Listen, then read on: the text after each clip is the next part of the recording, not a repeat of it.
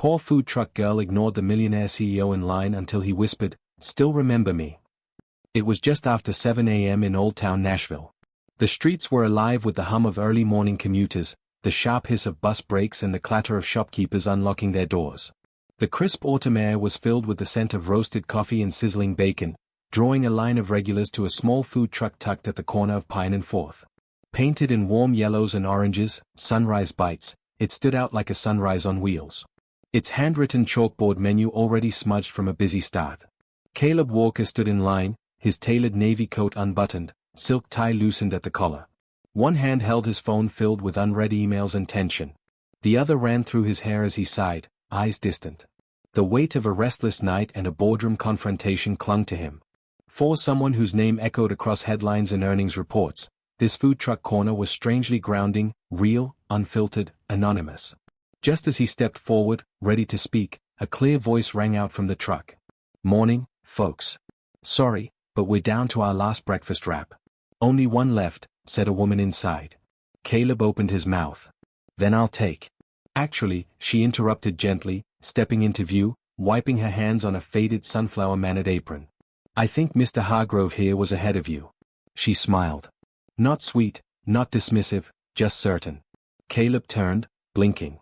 Behind him stood an elderly man with a weathered cane and a U.S. Navy pin on his cap. The man gave a small nod, a little surprised himself. Natalie, the blonde woman running the truck, leaned forward, her voice softer now. "Same as always, sir." The old man's eyes twinkled. "You remembered?" "Of course I did.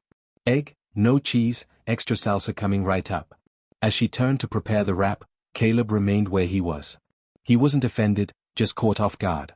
He couldn't remember the last time someone had looked past his position in line or his position in the world.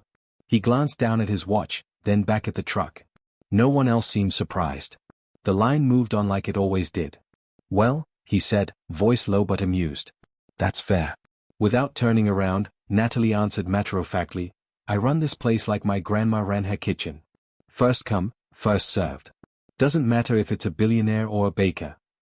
She said it casually without a hint of sarcasm. She had no idea who he was. Or maybe she did and didn't care. Caleb chuckled softly, genuinely.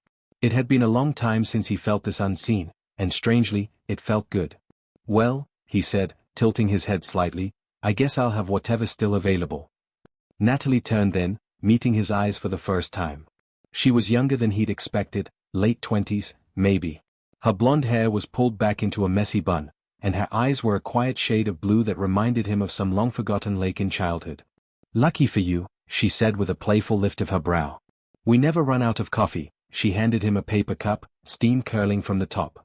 No frills, no logo, just hot, honest coffee. He took it, their fingers brushing for the briefest second. Her hands were warm, real, no manicures, no polish, just a thin silver ring and the scent of cinnamon. As he stepped aside to let the next customer through, he looked at her again. Her back was already turned, refilling the griddle. For a moment, the world slowed around him. Then, softly, barely above a whisper, he said, "Still remember me?" She paused. Her head turned just slightly. A crease formed between her brows. "I'm sorry," she asked, but not unkindly. Caleb smiled faintly, shook his head. "Nothing, just thought you looked familiar." Natalie gave a half smile, already focused on the next order. She had no idea that the man she just handed a cup of coffee to without flattery, without fawning, was Caleb Walker, billionaire, CEO, Forbes Under 30 legend, and more importantly, the same hungry boy she once sat beside on a cold cement step outside a shelter, offering him half a sandwich and a smile that saved his life. She didn't remember yet, but he did. The next morning, just after dawn, the familiar hum of tires pulled up to the corner of Pine and 4th. Caleb Walker sat quietly in the backseat of his sleek black sedan, staring out the window, not at forecasts or acquisitions, but searching for a yellow-orange food truck. "Same place, Mr. Walker?" his driver asked. Caleb nodded. "Same place." By the time he stepped onto the sidewalk, a small line had already formed. Regulars stood chatting, coffee cups warming their hands. And there she was, Natalie, pouring syrup over waffles for a toddler and his mother, sunlight catching the strands of her golden hair.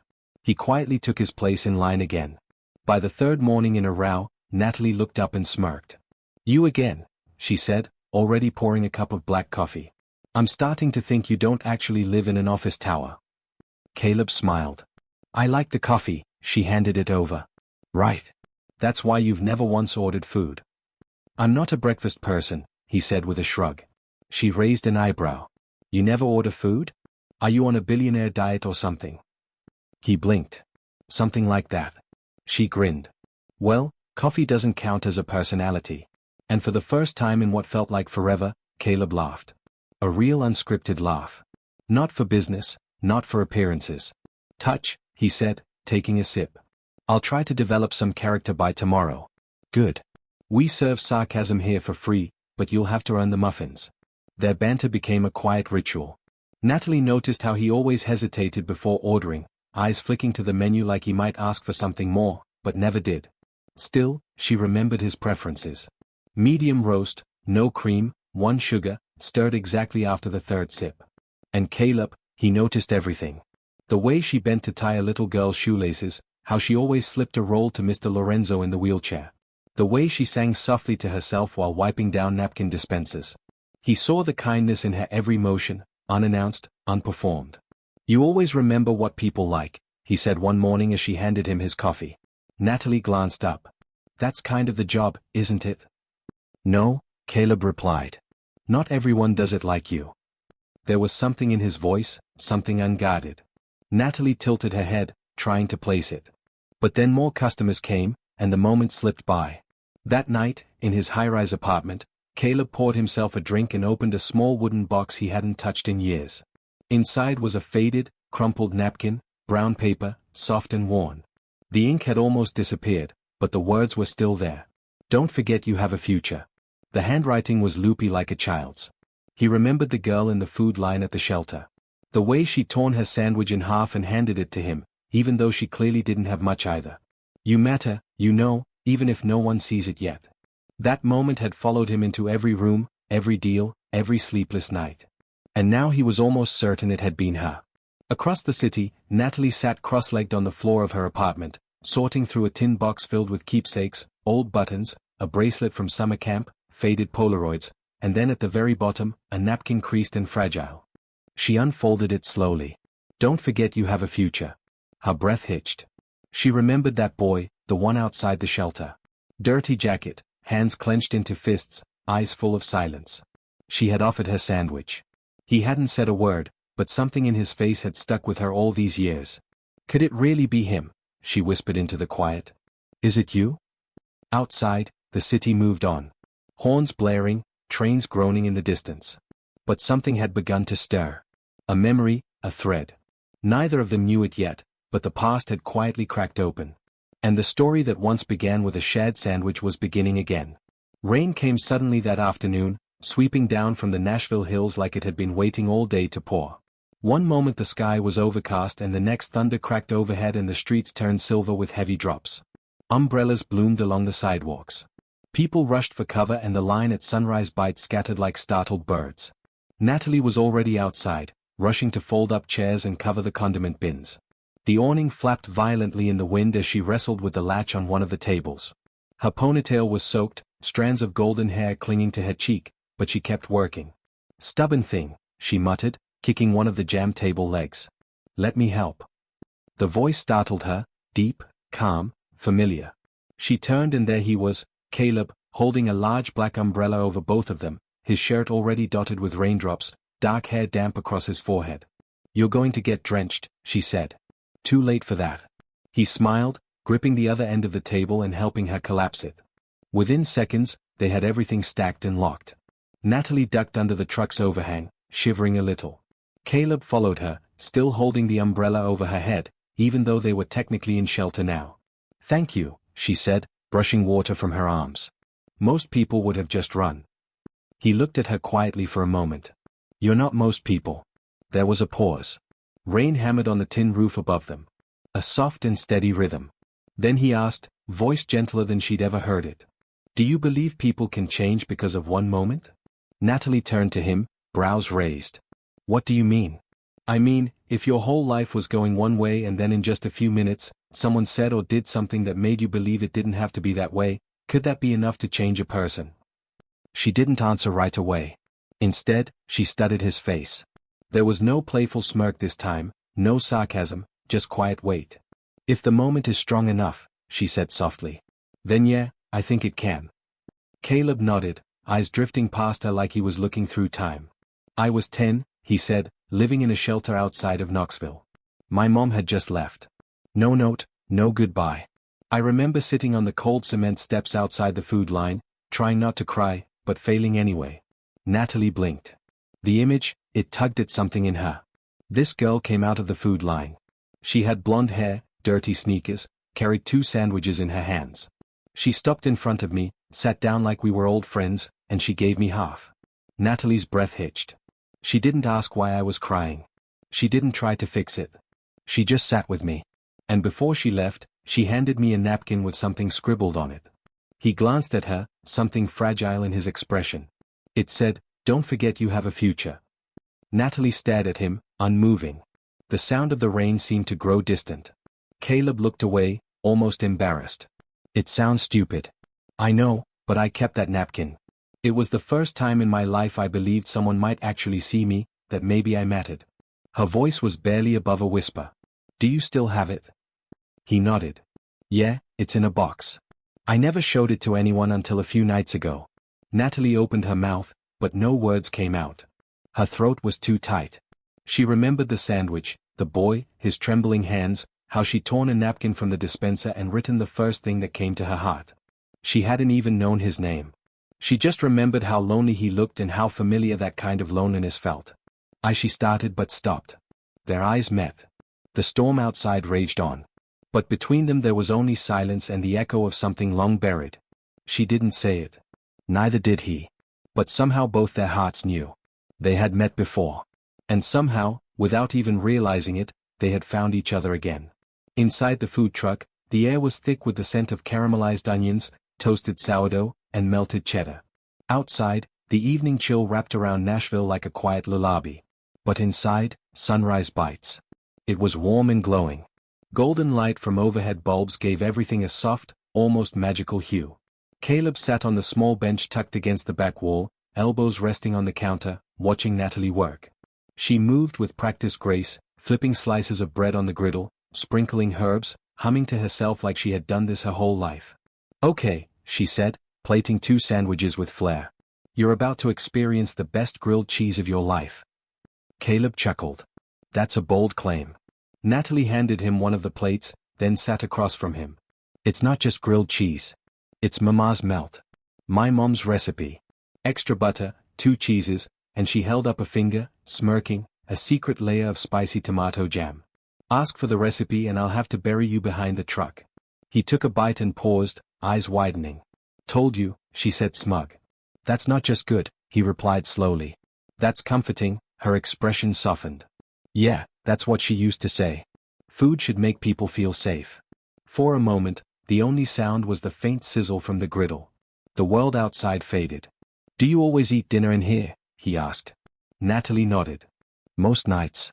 Sometimes my brother joins, but he hates crowds and smells and people breathing near him." Caleb raised an eyebrow. "Your brother, Lucas," she said, sipping from a thermos. 17, high-functioning autism. "He's brilliant, but the world's too loud for him sometimes. I'm kind of his safe space." Caleb looked at her differently now. There was no self-pity in her voice, just fierce, grounded love. "After our mom passed, it was just us.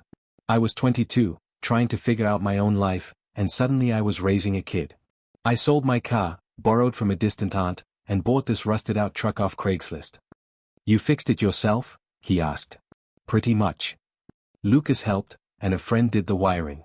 Some guys from the garage across the street let me borrow tools. Took a year, but here we are."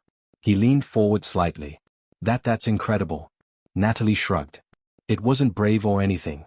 I just didn't see another option." He studied her face. "You make it sound easy." "It wasn't," she said simply. "But it was honest." Caleb looked down at his sandwich. "I envy that." She raised an eyebrow. "Envy what?" He hesitated, then said quietly, "That your world is real. My life is all numbers, silent offices, people who pretend they like you but really want something. Everything's measured in metrics and ROI." Natalie listened, not interrupting.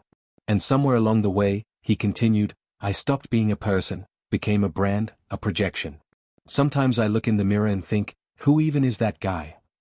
She reached for a napkin, folded it once, and slid it across the counter. Yo. Horns, footsteps, city noise. But inside that narrow truck, time seemed to slow. They finished eating quietly. Natalie poured him another cup of coffee. He offered to do the dishes. She rolled her eyes, but let him. And in that little cluttered kitchen under flickering bulbs, Caleb felt something he hadn't felt in years. Home. Not the kind built with walls and gated drives, but the kind made of warmth, of small moments, of someone who remembers exactly how you like your sandwich. The morning started like any other. Sunlight peeked over the rooftops of Nashville's historic district. The street was alive with its usual rhythm. Baristas calling out orders, street performers tuning guitars, and a small line forming at Sunrise Bites. Natalie moved around the truck tying her apron, prepping her griddle, humming softly. And Caleb was there, as he had been every day for the past few weeks. Same navy coat, same awkward hesitation before ordering, same warmth in his eyes that she was just beginning to trust. She handed him his coffee without needing to ask, and he smiled, that quiet, grateful smile that always made her stomach flutter just a little, but the peace wouldn't last. It started with a camera flash, then another, then the unmistakable sound of screeching tires as a black SUV pulled up along the curb. The doors flung open and out stepped a swarm of people with cameras, microphones, and booming voices. Caleb, Mr. Walker, is it true you've been living a double life? Caleb Walker, CEO of Walker Innovations, hiding in plain sight. Why the disguise? Natalie froze. Coffee slipped from her hand and splashed onto the pavement. Her mind went blank, her heart suddenly pounding like a drum in her chest. Walker. No, not Caleb Walker. The name hit her like a slap. The name she had read on 100 billboards, in financial news, on startup headlines. Walker Innovations. The tech empire. The billionaire CEO. Caleb stepped forward quickly, hands raised to shield her. Stop, he said, voice firm but calm. This is private property. You need to leave. A reporter shoved the mic in his face. Is it true you've been pretending to be a regular guy to flirt with a food truck girl? That was the last straw. Natalie's eyes widened in disbelief. A what? She breathed, voice shaking. The crowd turned toward her, cameras pointed, phones lifted. She didn't flinch at the attention. Her gaze was fixed only on him. You're? She choked out. You're that Caleb Walker. He tried to speak, but she cut him off. So, the guy who stammered through his coffee order, who shared grilled cheese in my kitchen, who listened to stories about my brother, that was all just what a game? Caleb stepped forward desperately. No, Natalie, I swear it wasn't a game. Then what was it? Her voice rose sharp with betrayal. What else didn't you tell me? Your last name, your company, your fortune. The crowd murmured, eating it up like entertainment. A few people had their phones out filming. Caleb turned, furious. Turn those off. This isn't a press event, but it was too late. Natalie stood stiffly, arms folded across her chest, jaw clenched to hold back the flood behind her eyes. Private, she said bitterly. Like our dinners, our stories, our laughs. Caleb's face twisted with pain. I didn't lie to manipulate you. I didn't come here to trick you. Then why did you lie? Because I didn't want you to look at me like everyone else does, he shouted. I just wanted to be seen as me. Not a wallet, not a CEO, just me. Natalie swallowed hard, her hands trembling. Well, too late for that. She turned away, stepping back into the food truck. The smell of grilled onions and fresh dough filled her nose, but it felt foreign now, like it belonged to someone else's story. Caleb stood frozen outside, the flash of cameras still going off around him, but the only thing he saw was her back, her shoulders tense, her head bowed, her heart walking away from his. He reached out, voice barely audible now. Natalie, please. She didn't turn around. She didn't need to. The door slammed shut behind her, and the silence that followed was louder than anything the cameras could capture. The streets of Nashville felt quieter now. Sunrise Bites was gone. Not just closed for the day, but shuttered. The once colorful food truck that had brought warmth and community to the corner of Pine and Rosewood now sat abandoned behind a locked fence in a dusty repair lot. Natalie stood in her tiny kitchen apartment, staring at the classified ad on her laptop. For sale, used food truck. Good condition. Needs love. Love. That part stung. Lucas walked in, rubbing his eyes, still in his pajamas. He didn't speak much in the mornings, but he noticed the silence that had replaced the usual smell of bacon and sizzling bread. "Are we not cooking today?" he asked softly. Natalie blinked. She turned from the screen, her throat tightening as she knelt in front of her brother.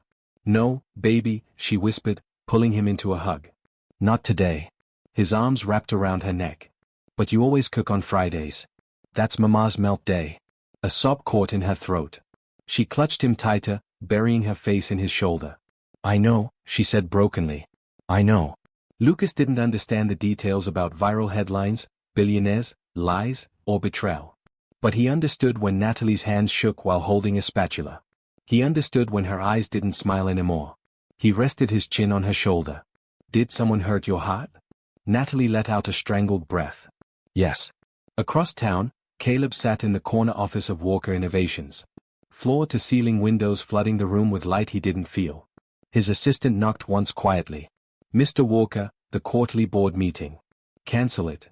It's but the investors from Zurich." "I said, cancel it."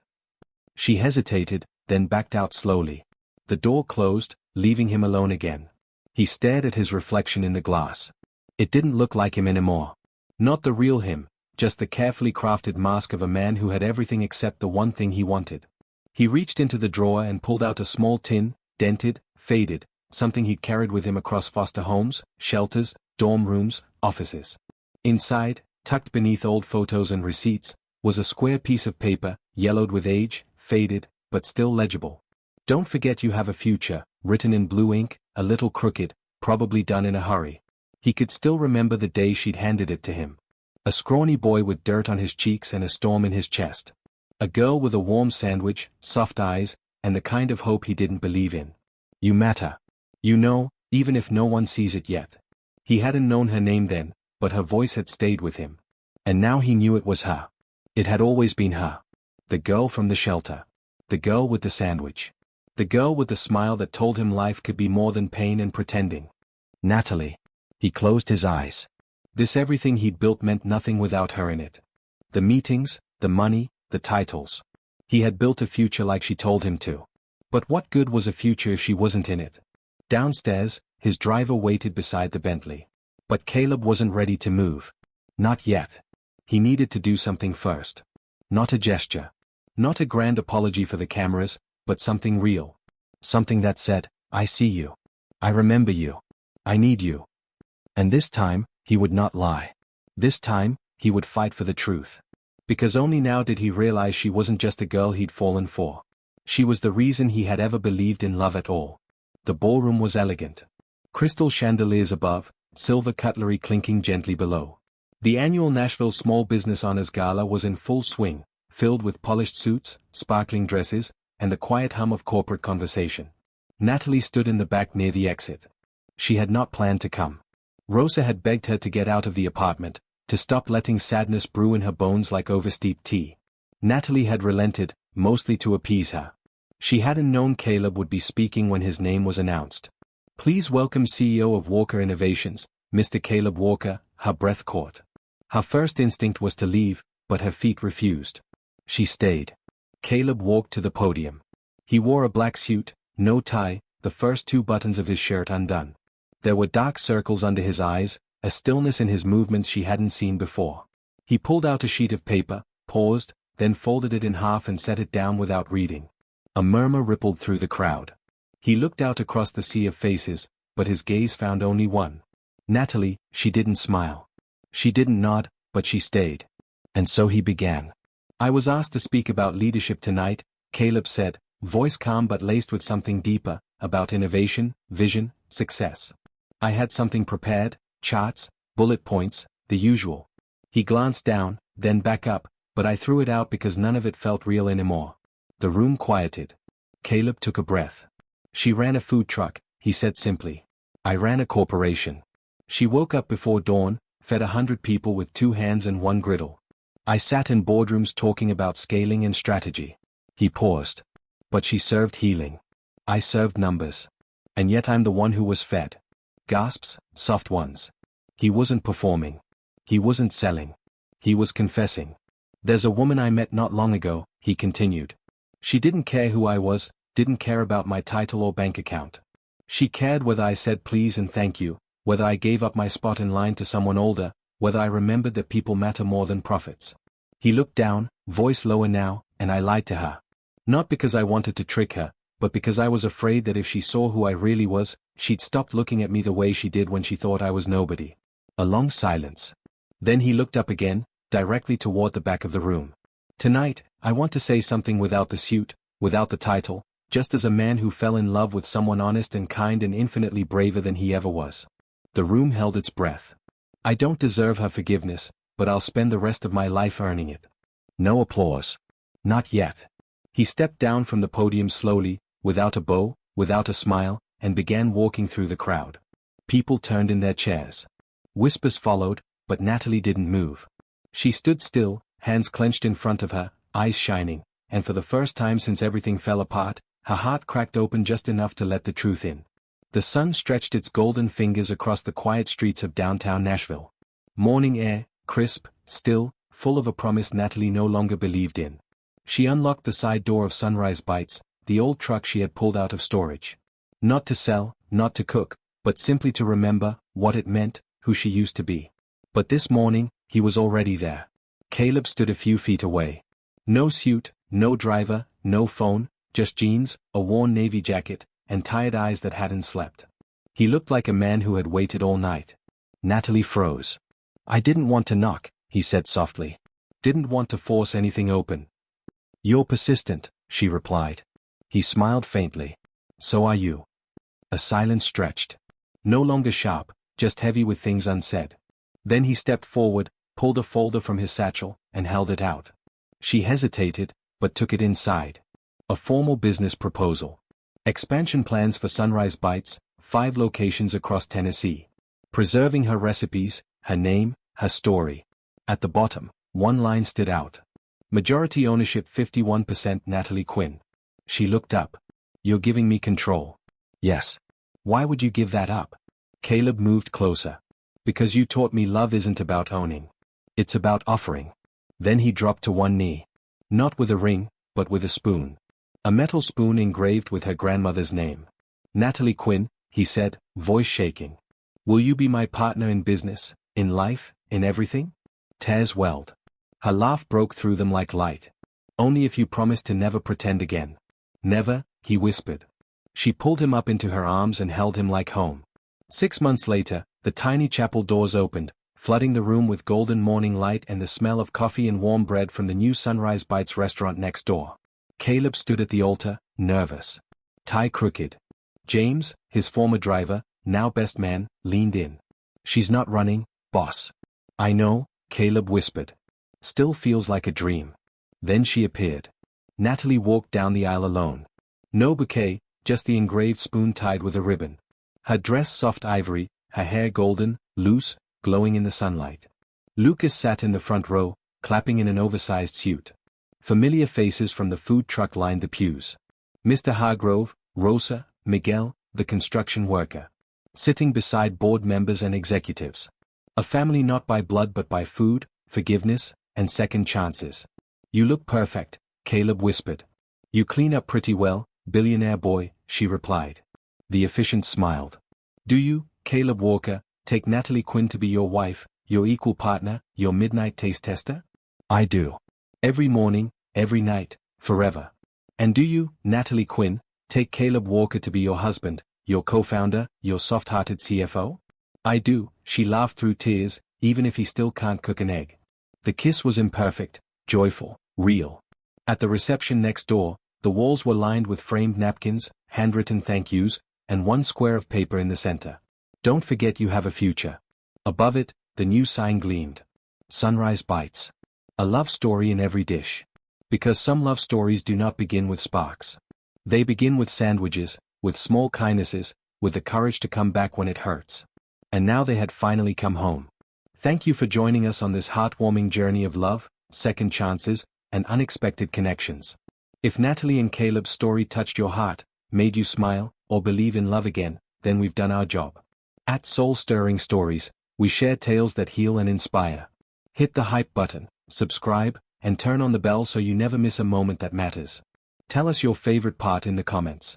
We'd love to hear from you. Until next time, keep believing in stories that